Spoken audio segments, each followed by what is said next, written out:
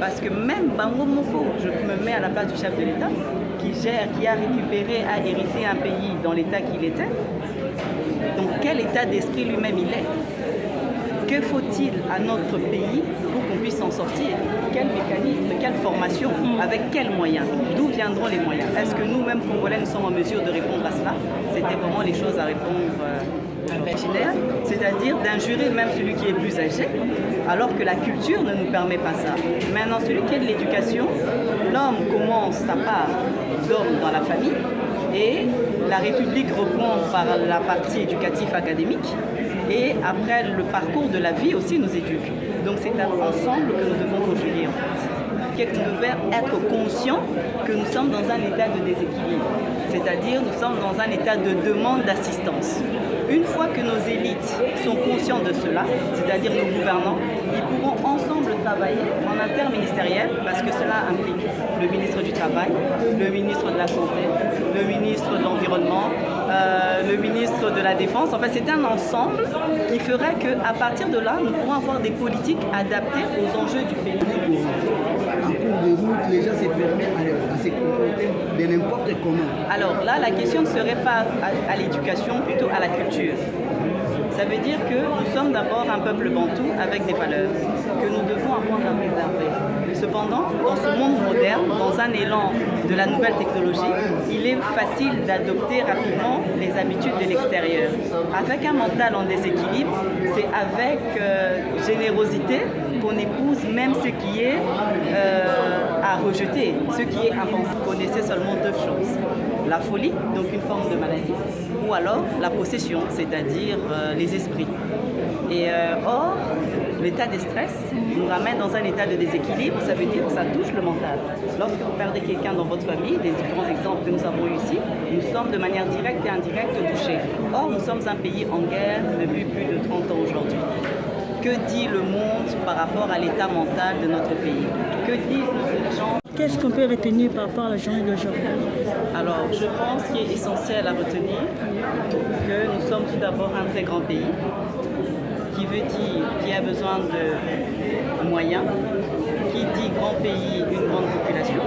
Le Congo a la taille d'un continent, et nous avons retenu que la santé mentale, c'était la part essentielle, en tout cas sur laquelle le pays devrait concentrer ses efforts, de manière à ce qu'on puisse rentrer dans un état d'équilibre.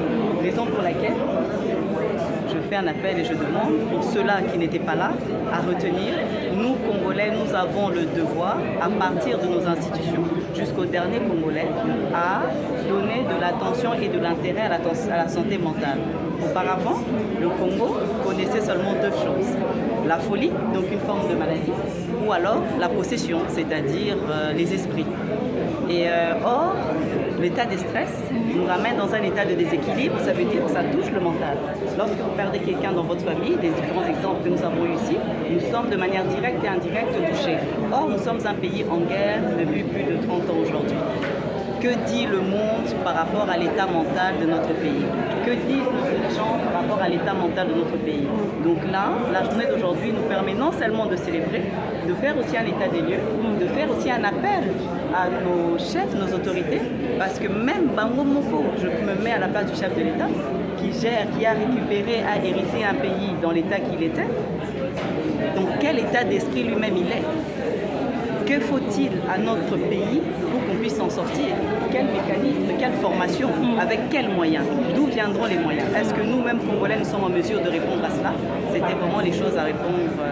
Investissons dans la santé mentale et le travail. Quels sont les mécanismes mis en place pour mettre tout ceci en place? Alors, le mécanisme mis en place, je dirais plutôt quels sont les mécanismes à mettre en place. Tout d'abord, nous devons, comme l'exercice théâtral a eu lieu, nous a expliqué que nous devons être conscients que nous sommes dans un état de déséquilibre. C'est-à-dire nous sommes dans un état de demande d'assistance.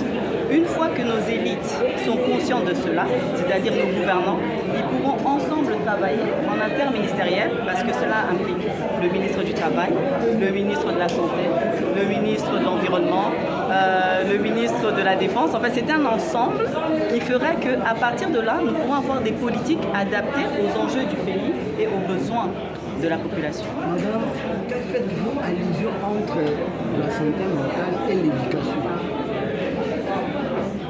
Quel est le lien entre la santé mentale et l'éducation? Parce qu'aujourd'hui, à Kinshasa, les injures sont devenues monnaie courante. En cours de route, les gens se permettent à se comporter de n'importe comment. Alors là, la question ne serait pas à l'éducation, plutôt à la culture. Ça veut dire que nous sommes d'abord un peuple bantou avec des valeurs que nous devons apprendre à préserver. Cependant, dans ce monde moderne, dans un élan de la nouvelle technologie, il est facile d'adopter rapidement les habitudes de l'extérieur. Avec un mental en déséquilibre, c'est avec générosité qu'on épouse même ce qui est à rejeter, ce qui est impensable. Donc dans l'inconscience, le Congolais qui se dit moderne se permet d'oublier sa nature originelle, c'est-à-dire d'injurer même celui qui est plus âgé, alors que la culture ne nous permet pas ça. Maintenant, celui qui est de l'éducation, l'homme commence sa part d'ordre dans la famille et la République reprend par la partie éducative académique et après le parcours de la vie aussi nous éduque. Donc c'est ensemble que nous devons conjuguer en fait. Alors, je suis Madame Mado Lusayadiou, autochtone de la ville-province de Kinshasa et présidente de Génération Bopeto, qui est une ONG justement qui œuvre dans l'objectif d'avoir de nouveau une meilleure génération population congolaise. La population en 1974, d'après le discours du maréchal, était moins suicidaire, dans un état équilibré et on était en ce temps-là déjà mieux bâti qu'aujourd'hui. Donc ce qui veut dire que nous allons en termes mental en reculant plutôt qu'en évoluant et la génération Bopeto est là pour nous aider à être mieux que hier et à être préparés à embrasser le monde de demain.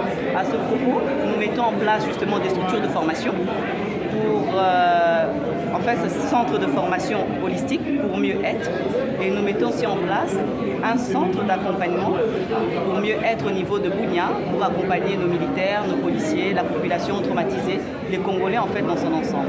Est-ce que vous avez choisi une tranche d'âge pour cette formation ou c'est pour tout le monde, même les mineurs Alors, c'est sans tranche d'âge.